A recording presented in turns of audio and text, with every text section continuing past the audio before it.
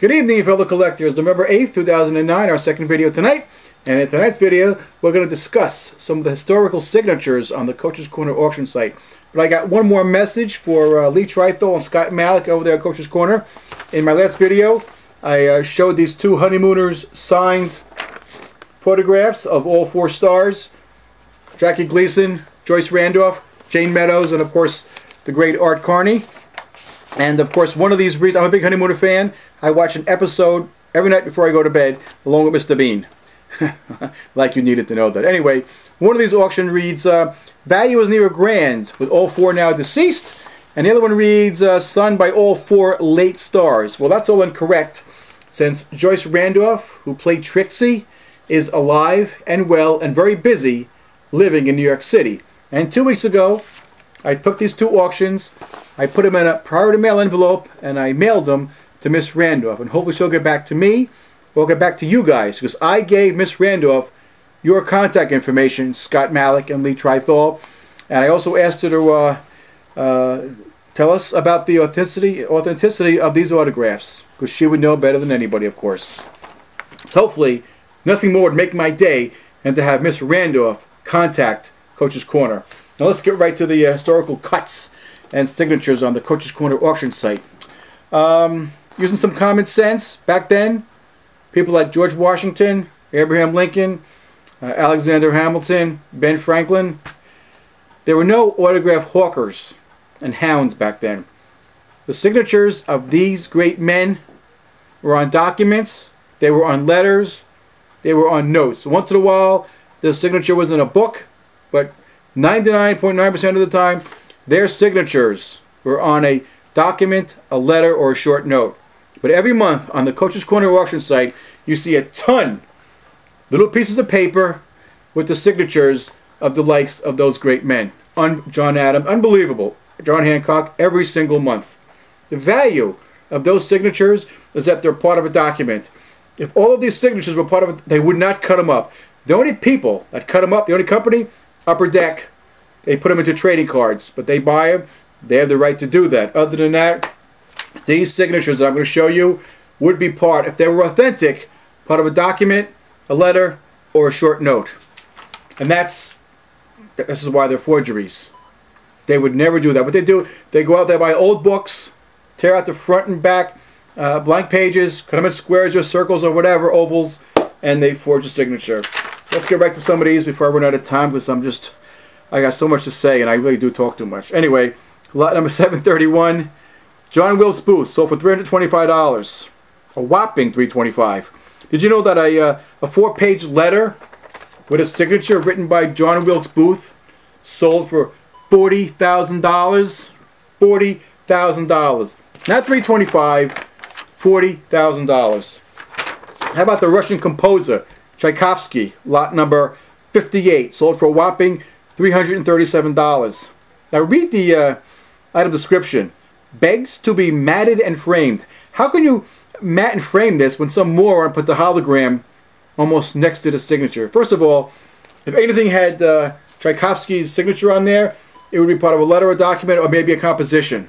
Other than that, you would never find it all by itself. Incredible. Abraham Lincoln, lot number 785, sold for a whopping $250. Authenticated by Chris, I never saw an autograph I didn't like, Morales, on a 1.5 by like 2-inch piece of paper.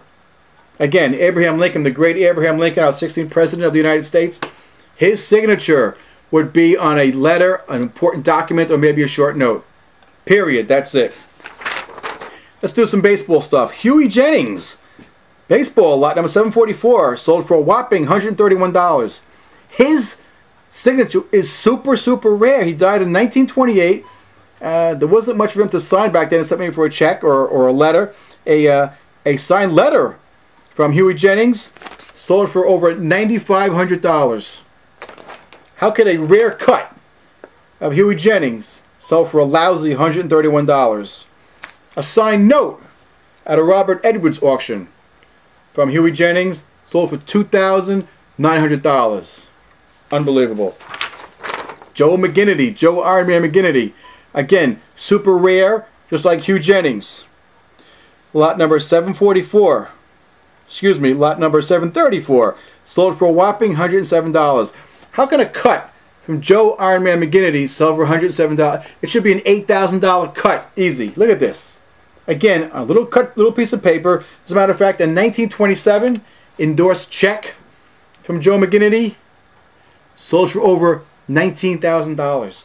$19,000. How does this cut sell for $107 when it's not Joe McGinnity's autograph signature? They're not autographs, they are really signatures. Robert E. Lee, lot number 728, sold for a whopping $105. Again, a Robert E. Lee signature would be on a document, a letter, a small note, letter to his family, etc., etc. Not on a little piece of paper. Common sense.